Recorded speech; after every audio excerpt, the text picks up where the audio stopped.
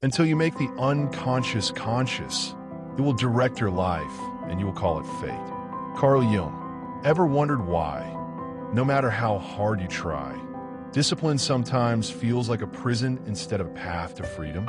Why do we sabotage our own routines, rebel against our best intentions, or feel like we're fighting a shadowy part of ourselves? Today, we're diving deep into the dark side of discipline, what they never told you through the eyes of Carl Jung and the ancient Stoics. And trust me, by the end of this video, you'll never look at self-control the same way again. Before we jump in, if you're ready to unlock the secrets of your mind and master your habits, smash that like button, drop your thoughts in the comments, and subscribe for more mind-bending insights every week. Why discipline isn't always what it seems. Picture this: you set a goal. You're pumped. You make a plan, maybe even buy a fancy planner. For a week, you're crushing it. Then bam, the motivation vanishes. Suddenly, the routine feels suffocating. You skip a day, then two. Guilt creeps in. Sound familiar? What if I told you this cycle isn't just laziness or lack of willpower? What if it's a battle between your conscious goals and your unconscious shadow? The part of you that resists, rebels, and even sabotages your best efforts.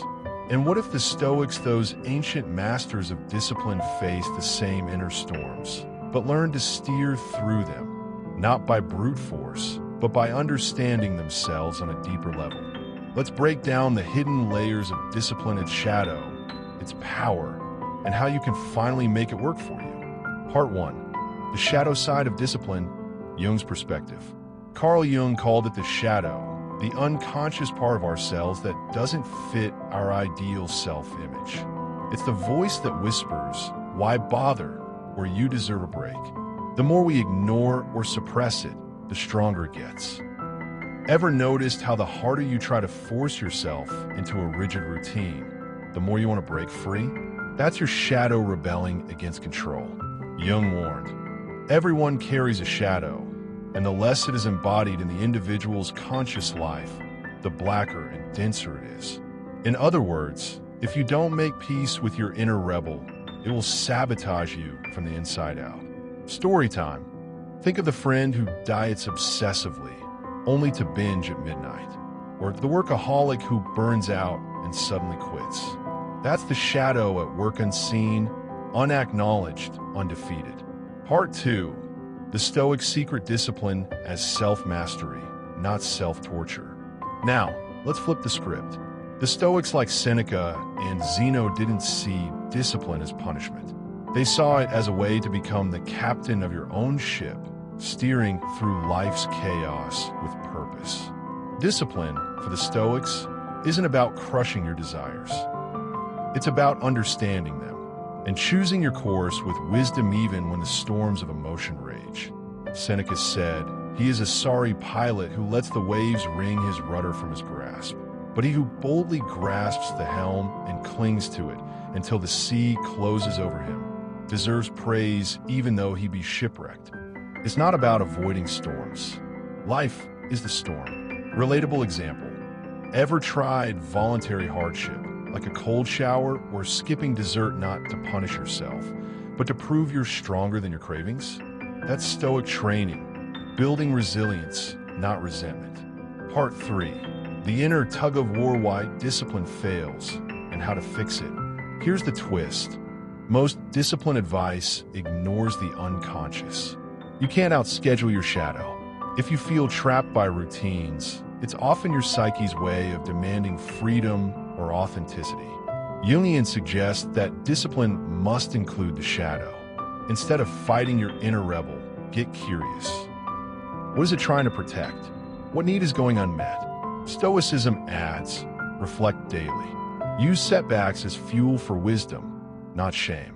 Progress comes from integrating your whole self, not just the good parts. Quick exercise. Next time you skip a habit, don't beat yourself up. Ask, what is I really needing in that moment? Rest? Fun? Connection? The answer might surprise you and help you build a routine that actually fits your real life. Part 4. Integration, making discipline work for you. So, How do you harness the power of both Jung and the Stoics? Embrace your shadow. Admit you're not perfect. Notice your patterns of rebellion. Journal about your failures. They're gold mines for self-insight. Practice mindful discipline. Choose habits that align with your values, not just external expectations. Be flexible, adjust your course. Don't abandon the ship. Reflect and adapt. Use Stoic reflection. Ask, what did I do well? What can I improve? And remember, every day is a new page in your story. Humor break. If your shadow wants to binge watch cat videos instead of meditate, maybe it's telling you to add more play to your routine. Who says discipline can't have a sense of humor? So, the next time you struggle with discipline, remember, it's not about crushing your inner rebel, it's about becoming whole. The dark side of discipline isn't your enemy, it's your greatest teacher. If this video sparked something in you, hit that like button, share your shadow stories in the comments, and subscribe to Divine Wealth Academy for more deep dives into the mind every week. And remember, you're not alone in the struggle. We're all steering through the storm. Let's help each other keep our hands on the helm. See you next time, Captains.